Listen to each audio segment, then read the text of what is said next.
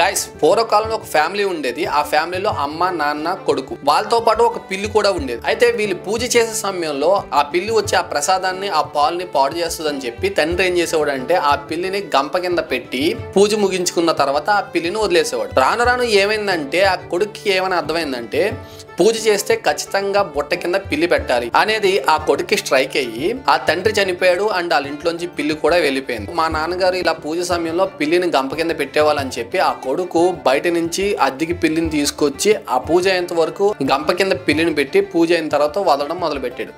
ఆ తర్వాత వాళ్ళ కొడుక్కి అలాగలాగా వంశానుసారం అది సాగుతూ వచ్చింది ఈ ఆచారం. ఇది వినడానికి ఫన్నీగా ఉండొచ్చు కానీ ఈ రోజున మనం పాటిస్తున్న ఆచారాలు కూడా ఇలాంటివే. మన పూర్వీకులు ఆ ఆచారాన్ని ఎలా తీసుకొచ్చారు, ఎందుకు తీసుకొచ్చారు అనేది వదిలేసి కొంతమంది మూఢంగా అదే ఆచారాన్ని పట్టుకుని పాటిస్తూ వస్తున్నారు. పూర్వకాలంలో వాళ్ళ రోజులు వాళ్ళ పరిస్థితులను బట్టి వాళ్ళ ఆచారాన్ని సృష్టించుండొచ్చు. అదే ఆచారాన్ని తీసుకొచ్చి ఇప్పుడు మూఢంగా అదే పద్ధతిని కొనసాగిస్తూ కొంతమంది మూఢత్వానికి పోతున్నారు. సో గైస్, ఏదైనా ఆచారాన్ని ఆచరించేటప్పుడు అది ఎలా వచ్చింది, ఎక్కడి నుంచి వచ్చింది, దానివల్ల ఉపయోగం ఏంటనేది తెలుసుకోవడం మినిమం ఇంగితం అంటాను నేను. నా అభిప్రాయం కనుక మీకు నచ్చితే ఒక లైక్ చేయండి. ఈ స్టోరీ విన్నారు కదా, ఈ స్టోరీ మీద మీ అభిప్రాయం ఏందో ఖచ్చితంగా కామెంట్ చేయండి. ఎవరేం కామెంట్ చేస్తారో చూద్దాం.